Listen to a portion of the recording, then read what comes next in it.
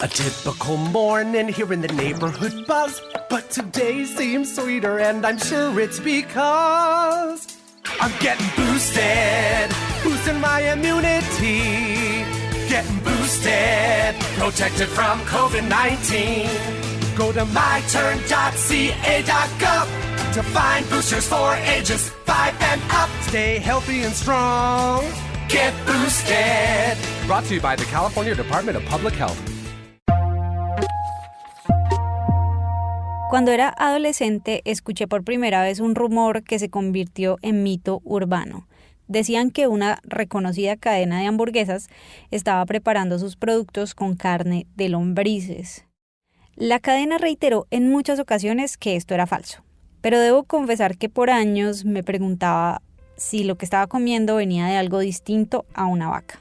Siempre, después de varios bocados, concluía que en últimas no me importaba porque sabía rico.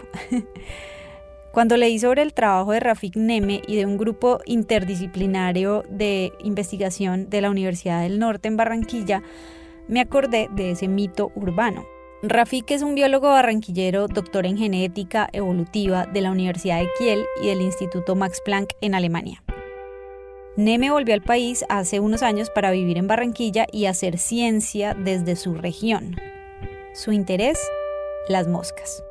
Esos bichos que pueden estar ganando el reinado al insecto más detestado del mundo podrían ser claves para proveernos de comida a nosotros y a los animales que consumimos. ¿Será que en unos años comeremos hamburguesas de moscas sin importarnos su procedencia? No sé, pero sí creo que la investigación de Neme y del resto del equipo en Barranquilla puede ser clave para combatir la inseguridad alimentaria actual y la que vendrá a raíz del cambio climático inminente. Aquí mi conversación con Rafik. Hola Rafik, bienvenido a Entre Especies para hablar hoy sobre las moscas y su increíble potencial alimenticio y ambiental. Rafik, ¿qué reacciones tienen las personas cuando les cuentas que trabajas con moscas? Bueno, depende. Si son colegas, es una reacción relativamente normal. Digamos que los biólogos estamos acostumbrados a pensar y a trabajar en moscas. Pero si pienso en gente que ya no son colegas, sino en la familia, en mis estudiantes, que no necesariamente son biólogos, la primera reacción es de sorpresa. Y es, ¿cómo así que uno puede trabajar con moscas? Las moscas no están por ahí. Y la siguiente reacción cuando les digo que lo que estamos tratando es de mejorar la alimentación a través de las moscas es, ¿cómo así? Nos vas a hacer comer moscas. Y la primera reacción entonces naturalmente es asco, ¿no? Uno piensa que esto da, pues no es que uno piense, da asco, ¿no? Es una reacción natural, a mí también me da, ¿sí? Es, digamos, algo que viene cultural enlazado con cómo uno se relaciona con ciertos animales alrededor de uno y eso está ahí, ¿no? Ese reflejo de asco. Claro. Pero bueno, antes de entrar al tema de las moscas, quiero que me cuentes cómo fue ese camino que te llevó a esta investigación que desarrollas ahora y pues que tengo entendido que significó como un cambio de perspectiva o sí, como es de cómo hacer ciencia. Uh-huh. Bueno, yo estudié en la Universidad Nacional de Colombia en Bogotá, estudié biología y yo me formé como, digamos, una persona científica joven. Me fui para Alemania a hacer una maestría en biología molecular, después hice un doctorado en genómica y en evolución. Y me empecé a preguntar cómo por ese tipo, es la ciencia un poquito más, no digo más tradicional, pero es la ciencia a la que a uno lo educan a aspirar. Y es grandes preguntas, la curiosidad todo el tiempo, no necesariamente aplicadas. Sí, son cosas, digamos, hay una parte de la ciencia que también apela a un romanticismo de lo no aplicado, de lo muy abstracto. Y entonces me fui a responder preguntas de genómica, de cómo la naturaleza produce nuevas cosas desde cero, ¿sí? Como molecularmente, ¿sí? Cosas que uno podría decir como son casi que cuentos de hadas. Y dediqué un resto de tiempo a eso en mi carrera. Y conforme pasó el tiempo y fui avanzando en esto, me pesaba un poquito la idea de que lo que uno hace no es tan aplicado, primero. Pero además, no solamente no aplicado, sino uno cuando crece en Colombia, uno sabe que aquí no solamente hay unas necesidades, sino que son necesidades vitales. Entonces, en algún momento empecé a considerar que tal vez lo que yo estaba haciendo en otra parte podría hacerlo acá, en Colombia. Sí, como pensar en ciencia desde acá ya debe hacerle algo al entorno de uno y a uno también, ¿no? Pero digamos un poco como devolver un poco esa lógica que uno está acostumbrado como a que el país la saque, como uno vaya a estudiar a los Estados Unidos, o vaya a estudiar a Europa. Sí, como devolver algo. Sí, pero mira que nunca lo he pensado como devolver, yo lo he pensado porque yo siento que el devolver es algo que le dicen a uno, Sí, pero no es devolver, es hacer. simplemente estar aquí y ¿Sí? hacer ciencia aquí. Es estar aquí y hacer ciencia aquí, pensar los problemas desde aquí para aquí. Y lo otro es, no quería entonces volverme un ingeniero. No quería venir a resolver un problema de cómo hago que esto llegue más rápido, cómo... No, yo de verdad quería hacer lo que yo hago, vivir como yo hago y pensar las cosas que yo hago, pero al servicio de una comunidad. Entonces empecé a dejar que eso informara mis proyectos, poco a poco, ¿sí? Y la perspectiva. Entonces lo primero es, aquí hay una necesidad de entender mejor la biodiversidad, entonces dije, voy a meterme en eso. Yo nunca había trabajado en eso, ¿sí? Si mis preguntas iban por otro lado, entonces dije, bueno, a ver cómo ayudamos con eso. Entonces, generar mejores datos para que las personas que trabajan en eso se informen mejor. Y empezar a introducir nuevas herramientas, ¿no? Que no son tampoco nuevas porque en otras partes del mundo ya se usan. Pero en estos contextos todavía estamos necesitando herramientas que vienen de una transferencia de tecnología que no ha ocurrido de una manera benévola, eficiente, económica acá. Entonces, debemos meterle algo de eso. Y lo otro, que las preguntas tuvieran un componente de ayuda, ¿sí? De cuidado. Y en este caso, entonces, digamos, estamos trabajando con insectos, estamos trabajando con insectos que crecen en el Caribe. Y la pregunta es, pues son animales, ¿no? ¿Qué hace uno con un animal? Uno se lo puede comer, ¿cierto? Entonces, ¿cómo trabajar con insectos podría, y lo importante ahí es ese condicional, podría eventualmente llevar a una mejor alimentación? Digamos que este potencial del que que nos estás contando, que puede estar en las moscas para, para suplir, digamos, estas carencias alimentarias del futuro, eh, en qué especies lo están buscando, en qué especies lo están intentando encontrar, porque de pronto, pues como las personas tienen una idea de que las moscas, pues no son sucias, se paran en heces, en basura, bueno, todo esto, pero pues hay muchas especies de moscas, ¿no? Y eso es uno de los temas que ustedes están mirando.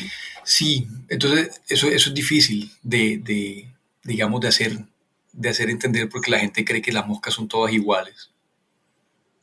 Y yo tengo un cuento chistoso con mi hermana. Yo en la universidad criaba unas moscas que se llaman Drosophila melanogaster. Son chiquiticas, la mosca de la fruta. Y uno las utiliza en genética en la universidad, ¿cierto? Uno las cruza y hace muchas, porque uno puede hacer en semanas, tienes muchas de esas moscas.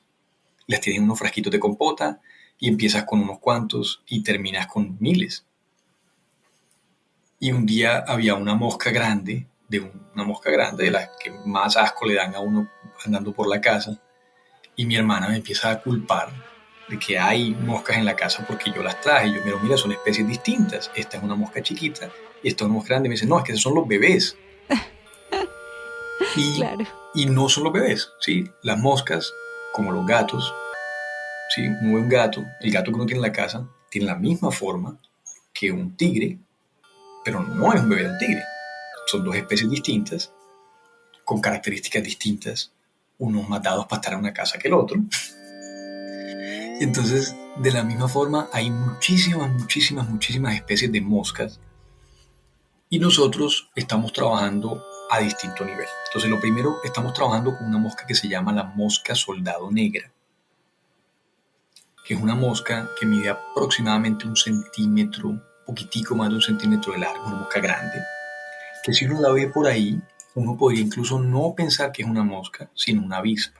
Ok, ok, parece como Sí, una... porque la forma es avispesca, Como alargadita, ok.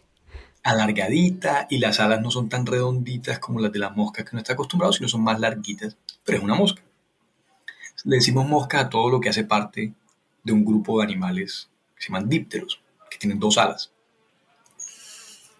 Entonces, esa es la mosca soldado negra, que es un modelo en el mundo, y cuando uno dice un modelo es un organismo que se utiliza muchas veces para lo mismo, como por ejemplo la vaca es un modelo para el ganado, ¿sí? O la soya es un modelo para los cultivos, ¿sí? Un sistema de producción, y se utiliza particularmente con un propósito y se puede, digamos, moldear a ciertas necesidades. Entonces, esta mosca es como el ganado en versión mosca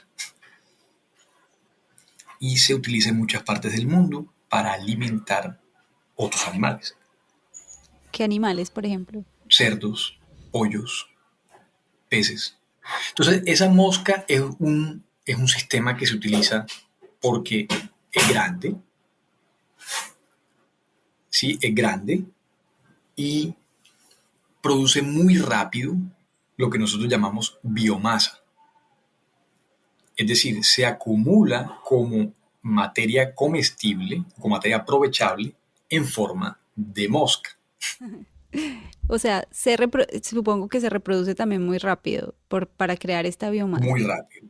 Uh-huh. Y crece también muy rápido. Entonces yo, por ejemplo, tengo un poquito de comida de esa mosca y la mosca muy rápido convierte esa comida en más mosca.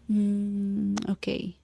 Que digamos en otros animales puede ser más lento, ¿no? Por ejemplo, ¿cuánto puede tardar una vaca en volverse muchas vacas, por ejemplo? Uh-huh. Exacto, esa medida es súper importante, y es, si tú tienes una vaca hoy, ¿en cuánto tiempo vas a tener dos? ¿En cuánto tiempo vas a tener 10? ¿En cuánto tiempo vas a tener 1000 vacas? Por la sola limitación de darle de comer a una vaca para que se mantenga viva, para que se reproduzca, para que esa misma otra que se reprodujo se mantenga y se alimente.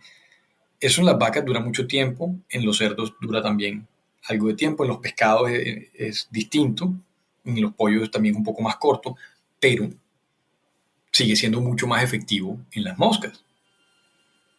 Entonces, ahora, la otra ventaja que tiene eso es, yo a las moscas les puedo dar de comer, así como decías tú ahorita, las moscas se paran en la basura. Porque muchas moscas, el papel que cumplen en un ecosistema es de digerir la basura. Obviamente basura para nosotros, pero pues si una manzana se cae de un árbol, la mosca llega y se la va a comer, que es una manzana que ya nadie aprovechó, el animal que le iba a hacer no la aprovechó, y la mosca llega y empieza a digerir para comérsela. Y en ese proceso hace que avance más rápido el flujo de nutrientes, ¿sí?, dentro de un bosque. Y eso es importante para que el bosque vaya cambiando. Esa mosca va a ser luego comida por alguien, ¿sí?, que va luego también a seguir alimentando a la planta, que va a producir de nuevo. Sí, es un ciclo. En ecología eso es súper importante, y nosotros también se nos olvida que nosotros en las ciudades tenemos unos ciclos y que nuestra basura también puede ser aprovechada. Y, importante también decirlo, no es lo mismo toda la basura. No es lo mismo el pañal de un bebé a los residuos de comida de un restaurante, ¿cierto? O los residuos de comida de nuestra casa. Mucha de esa basura se va a descomponer sin que se convierta en nada más utilizable. ¿Sí? Mucha de nuestra basura que nosotros estamos produciendo no se va a revalorar, sino no la comimos, y si yo tengo comida en una bolsa y la comida termina en un relleno sanitario, de ahí no se alimentó, sino se alimentaron unas bacterias, pero ahí no se alimentó nadie más en mucho tiempo. Entonces, las moscas nos ayudan a nosotros hacer eso un poquito distinto. Si nosotros le podemos dar de comer a las moscas nuestras basuras, y no toda nuestra basura, y no nuestra basura desagradable, es la basura que le daríamos de comer a un cerdo, la basura que le daríamos de comer a un pollo. Como un compostaje, algo así. Exactamente, es compostaje. Pero es compostaje en el que no todo lo que uno está produciendo va a terminar en el compost. Una parte va a terminar en forma de mosca y otra parte va a terminar en forma de compost. Se pueden cumplir dos funciones. Claro, entonces uno bifurca el compostaje en compostaje aprovechable para nutrición y compostaje aprovecharle para nutrición de las plantas, que eso es lo que básicamente el compost, nutrición para nuestras plantas. Entonces, esa es como la primera apuesta. Es una mosca que ya se utiliza en el mundo, se utiliza en Holanda, en China, en España, ya la están cultivando para alimentación animal. Idealmente, yo quisiera que nosotros tuviéramos luego la conversación, luego como sociedad, para consumir moscas nosotros. Y no nos vamos a meter una mosca en la boca. Primero, lo que se alimenta uno es de larvas, que son como unos gusanitos. Y entonces uno puede pensar en, no sé, los gusanos que están dentro del mezcal, ¿cierto? Y que son es como entre un chiste y no un chiste, eso se consume. O el mojojoy acá en ciertas partes de Colombia, de la Amazonia, que se consume el mojojoy. Exacto, entonces, pero la idea es también pensar en que eso está ahí y eso hace parte de una despensa que no hemos querido tocar.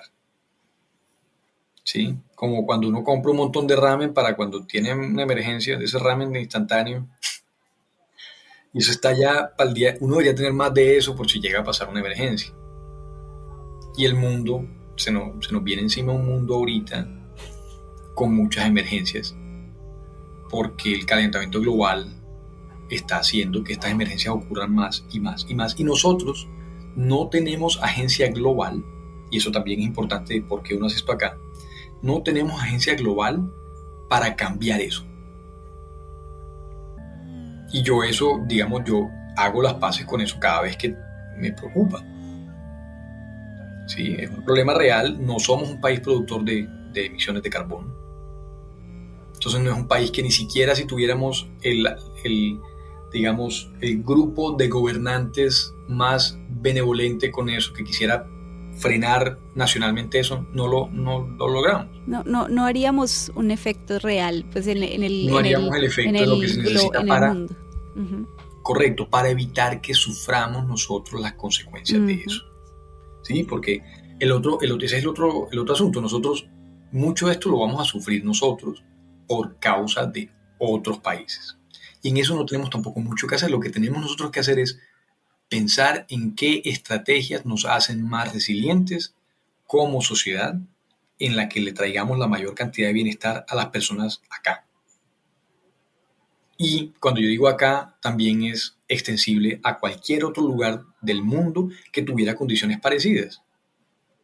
¿Cierto? Porque no somos el único país que está sufriendo esto, nosotros no somos las únicas víctimas de esta crisis global, pero sí nos toca pensar responsablemente por nosotros, por nuestros hijos, por la gente que está, digamos, alrededor nuestro, en cómo los vamos a alimentar. Entonces, digamos, la mosca soldado es una posibilidad. Pero en esto también aparecen otras cosas, que otras moscas, la mosca soldado negra es de las Américas, supone las Américas, de Norteamérica, Centroamérica, Suramérica, pero hemos pensado que otras moscas también crecen en los entornos urbanos, porque entonces el otro gran problema es que la mosca soldado negra es una mosca que ocurre naturalmente como en los bordes de las ciudades. Pero ¿qué moscas existen en los entornos urbanos que ya estén adaptadas, que nosotros podamos pensar, de pronto esta también nos sirve? Y es para pensar, y el ejercicio acá es, ¿qué de la biodiversidad en los ecosistemas urbanos nos puede ayudar a ser más sostenibles también en múltiples escalas? Entonces, estamos haciendo una exploración de qué moscas hay en los entornos urbanos y qué moscas podemos cultivar, primero artesanalmente, digamos, artesanalmente en el sentido de tomamos unas cuantas y las reproducimos y miramos qué tanto, eso que te decía, en cuánto tiempo tengo muchas moscas a partir de unas poquitas. Pero mientras tanto también aprendemos cosas de nuestro entorno y por ejemplo, a lo que tú me preguntabas de la mosca, ¿sí? No hay tal cosa como la mosca. En Barranquilla, que es en un entorno bien particular, en entornos residenciales hemos encontrado entre 20 y 30 especies distintas, solo de moscas que podemos atraer con ciertos tipos de desechos. ¿Sí? Carne, Entonces ustedes van frutas. poniendo como trampas para moscas y buscando cuántas y qué tan diversas son. Sí, entonces eso Ujú, lo hace una estudiante de maestría, la maestría en Ciencias Naturales de la Universidad del Norte. Eh, ha puesto trampas en distintas partes de la ciudad ujú.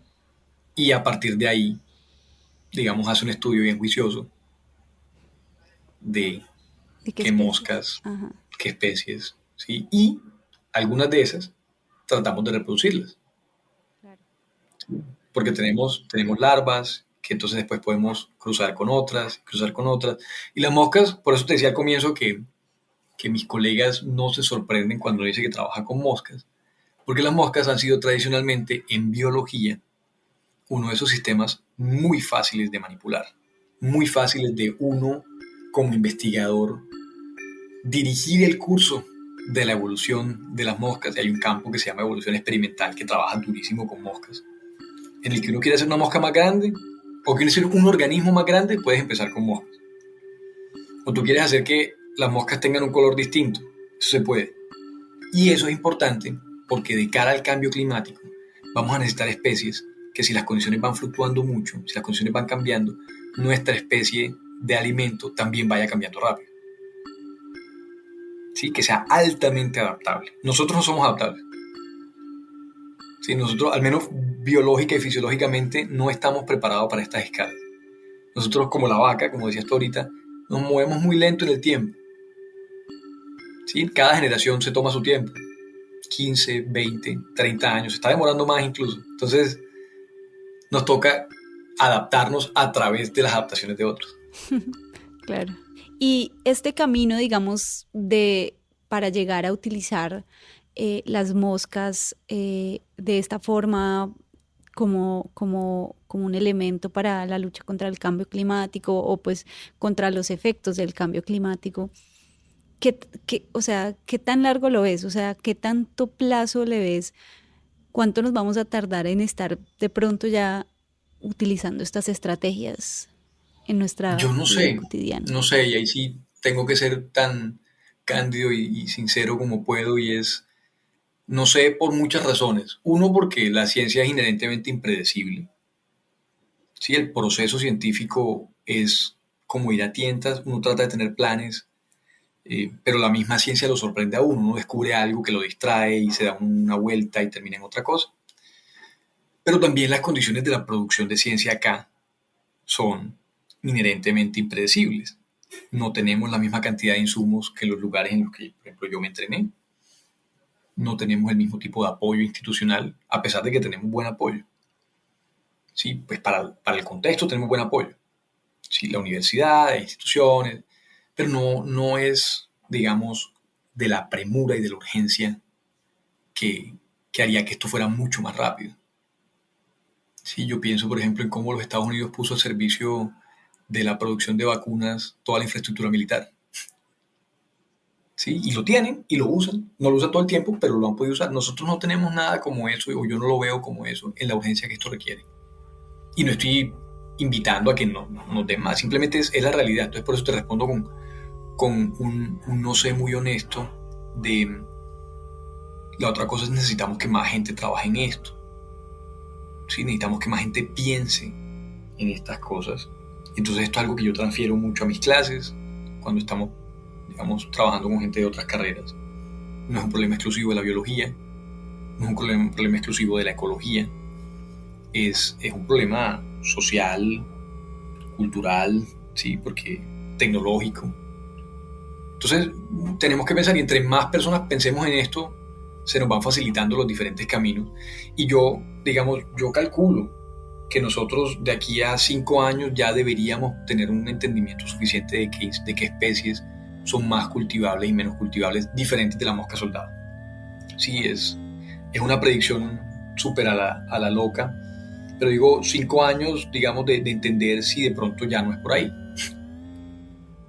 ¿Sí? Si toca pensar en una estrategia distinta y como te decía, yo no he trabajado nunca en esto, históricamente, siempre, digamos, como trabajé en otras áreas, entonces siempre existe el riesgo de que estemos apostándole a lo que no es, pero yo creo que en este caso es importante de todos modos hacer la apuesta consciente hacer la apuesta, digamos, creyendo, pero pues también sabiendo que, digamos, hay otras alternativas, y por eso digo, entre más de nosotros hagamos esto y cada quien haga un pedazo distinto, los chances de que le peguemos a algo, sí, es como si cada uno de nosotros compra la lotería un día, hay más chance de que alguien se la gane. Sí, en este caso esta lotería es una lotería, digamos, eh, de uso amplio, ¿no? Estas tecnologías y estos conocimientos necesariamente deben impactar a las poblaciones más vulnerables. Hay poblaciones que yo también trato de hacer las paces con eso, hay poblaciones que probablemente no vayan o sea, que estén por fuera de la proyección de esto, ¿no? Hay gente que necesita comida urgente, hoy.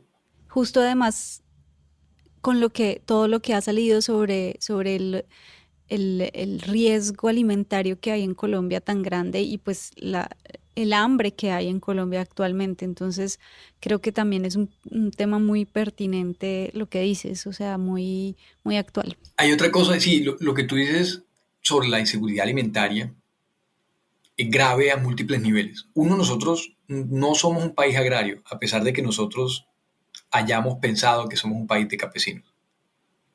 Nosotros somos un país altamente urbano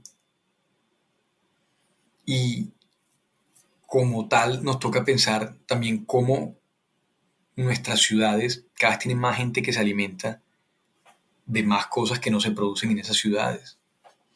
Y en el Atlántico, que es donde yo vivo, es particularmente grave porque nosotros en el Atlántico es un departamento pequeño en área y tiene dos ciudades grandísimas. Barranquilla y Soledad son gigantes en población. Y eso quiere decir que hay que alimentar a toda esta gente con cosas que se producen por fuera de la frontera del departamento. ¿Sí? Y obviamente eso es lo que ocurre, ¿no? Y entonces hay una cantidad de gastos en logística, ¿sí? En envío, en enfriamiento, en mantenimiento, encima de todos los gastos que ya existen por producir la comida.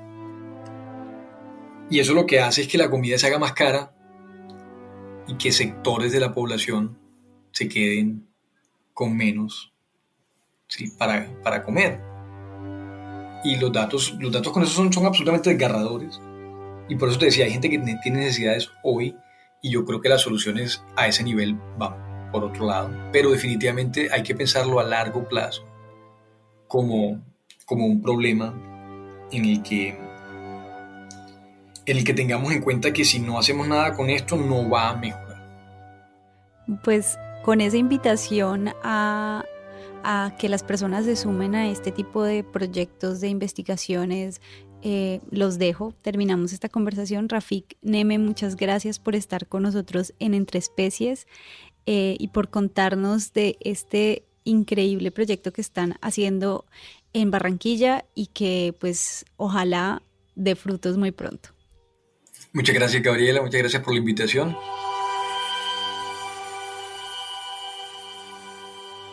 Escuchar a Rafik Neme hablar sobre cómo debemos estar preparados para los efectos directos del cambio climático es impresionante, sobre todo porque ya estamos viviendo los efectos de los climas extremos en la producción de comida.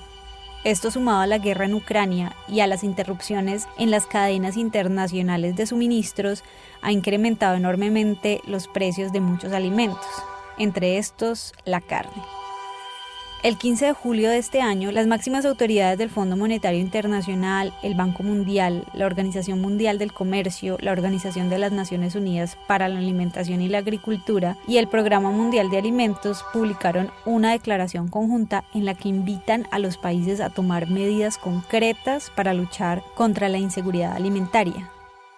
Según esta declaración, para junio de 2022 aumentó en 345 millones la cantidad de personas que están en una situación de inseguridad alimentaria aguda, es decir, aquellas cuyo acceso a la alimentación a corto plazo pone en riesgo su vida y sus medios de vida.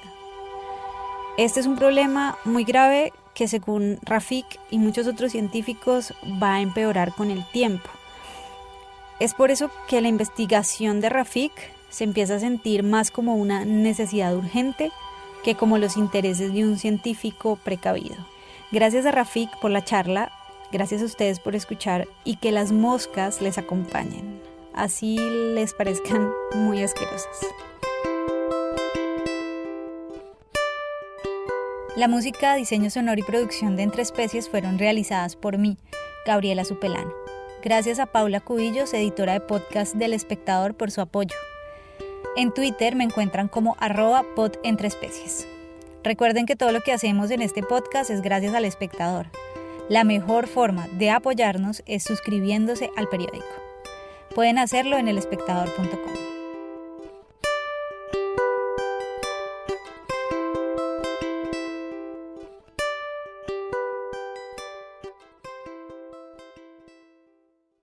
¿No se merece tu familia lo mejor? Entonces, ¿por qué no los mejores huevos? Ahora, Eggland's Best están disponibles en deliciosas opciones. Huevos clásicos, de gallina libre de jaula y orgánicos de Eggland's, que ofrecen un sabor más delicioso y fresco de granja que le encantará a tu familia. En comparación con los huevos ordinarios, Eggland's Best contiene la mejor nutrición como 6 veces más vitamina D, 10 veces más vitamina E y el doble de omega 3 y B12. Solo Eggland's Best. Mejor sabor, mejor nutrición, mejores huevos. Visita egglandsbest.com para más información.